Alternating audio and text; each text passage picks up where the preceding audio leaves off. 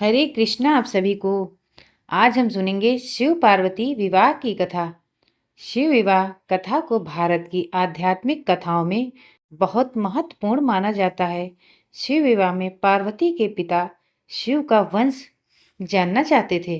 फिर शिव ने क्या जवाब दिया, कथा में बताया गया है कि शिव मौन बैठे रहे।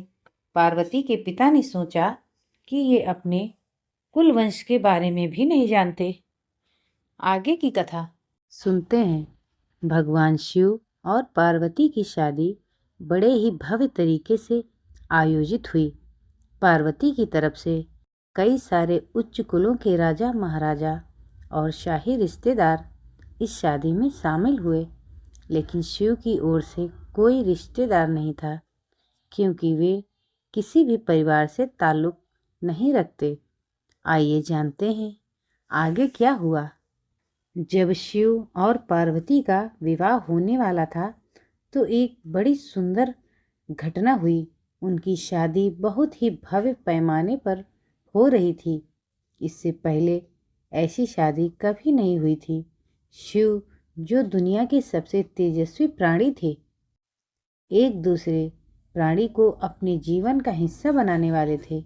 उनकी शादी में बड़े से बड़े और छोटे से छोटे लोग शामिल हुए। सभी देवता तो मौजूद वहाँ थे ही, साथ ही असुर भी वहाँ पहुँचे। आमतौर पर जहाँ देवता जाते हैं वहाँ असुर नहीं जाने से मना कर देते हैं। जहाँ असुर जाते हैं वहाँ देवता नहीं जाते हैं। उनकी आपस में बिल्कुल नहीं बनती थी। मगर यह तो शिव का विवाह था, इसलिए उन्होंने अपने सारे झगड़े भुलाकर एक बार एक साथ आने का मन बनाया। शिव पशुपति हैं, मतलब सभी जीवों के देवता भी हैं। तो सारे जानवर, कीड़े मकोड़े और सारे जीव उनकी शादी में उपस्थित हुए। यहाँ तक कि भूत पिशाच और विक्षिप्त लोग भी उनके विवाह में मेहमान बनकर पहुँचे। यह एक शाही शादी थी।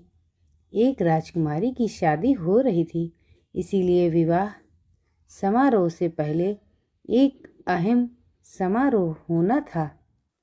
वर वधू दोनों की वंशावली घोषित की जानी थी।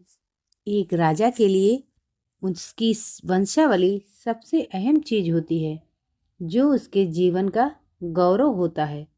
तो पार्वती की वंशावली का बखान खूब धूमधाम से किया गया।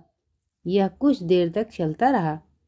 आखिरकार जब उन्होंने अपने वंश के गौरव का बखान खत्म किया तो वे उस ओर मुड़े जिधर वर शिव बैठे हुए थे। सभी अतिथि इंतजार करने लगे कि वर की ओर से कोई उठकर शिव के वंश के गौरव के बारे में बोलेगा, मगर किसी ने एक शब्द भी नहीं कहा। वधू का परिवार ताज्जुब करने लगा। क्या उसके खानदान में कोई ऐसा नहीं है जो खड़े होकर उसके वंश की महानता के बारे में बता सके? मगर वाकई कोई नहीं था। वर के माता पिता, रिश्तेदार या परिवार से वहाँ कोई नहीं आया था, क्योंकि उनके परिवार में कोई था ही नहीं।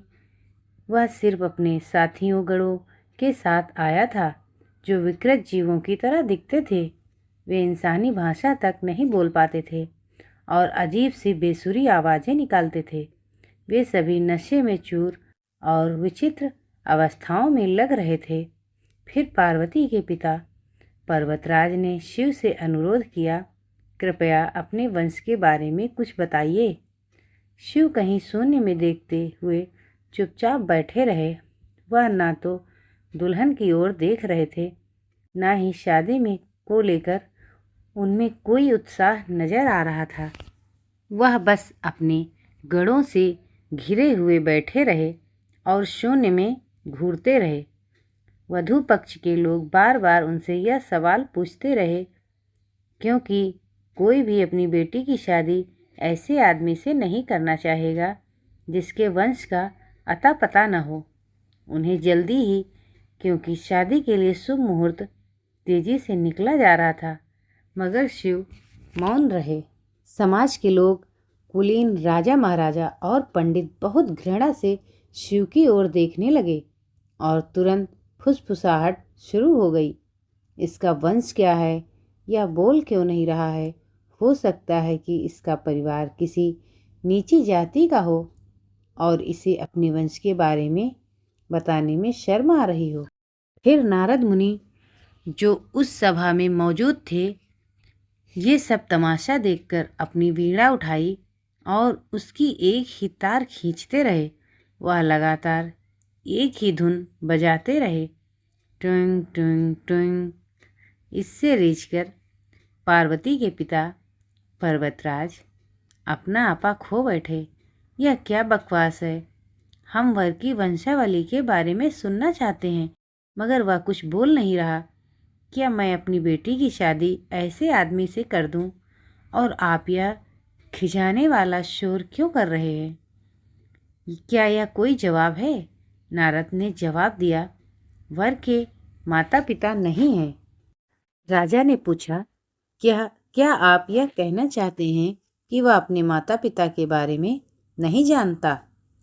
इनकी कोई विरासत नहीं है, इनका कोई गोत्र नहीं है, इसके पास कुछ नहीं है, इसके पास अपने खुद के अलावा कुछ नहीं है। पूरी सभा चकरा गई।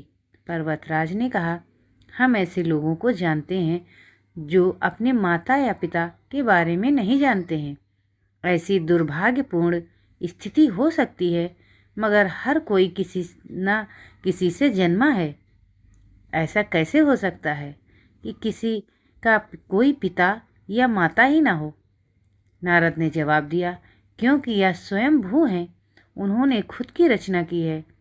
इनके ना तो पिता हैं ना माता, इनका ना कोई वंश है ना परिवार, या किसी परंपरा से ताल्लुक नहीं रखते, और ना ही इनके पास कोई राज्य है। इनका ना तो कोई गोत्र है और ना कोई नक्षत्र, ना कोई भाग्यशाली तारा इनकी रक्षा करता है। यह इन सब चीज़ों से परे हैं। यह एक योगी हैं और इन्होंने सारे अस्तित्व को अपना एक हिस्सा बना लिया है। इनके लिए सिर्फ एक वंश है, ध्वनि, आदि शून्य। प्रकृति ने जब अस्तित्व में आई तो अस्तित्व में आने वाली पहली चीज़ थी ध्वनि। इनकी पहली अभिव्यक्ति एक ध्वनि के रूप में है। ये सबसे पहले एक ध्वनि के रूप में प्रकट हुए। उसके पहले ये कुछ नहीं थे। यही वजह है कि मैं यह तार खींच रहा हूँ। तो बोलिए भगवान शंकर की जय, शिव पार्वती की जय। ऐसे ही रोचक और ज्ञानवर्धक कहानी सुनने के लिए वीडियो को लाइक और चैनल को सब्सक्राइब करिए।